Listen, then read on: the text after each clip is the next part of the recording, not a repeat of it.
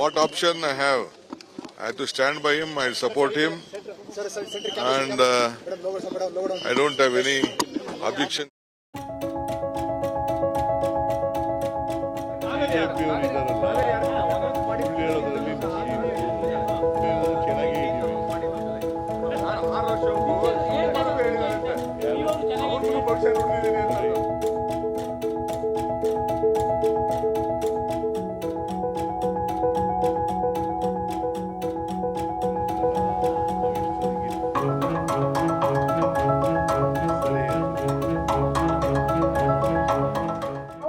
ಚೆನ್ನಾಗೇ ಇದ್ದೀವಿ. ಹೌದು ನಾನೇ.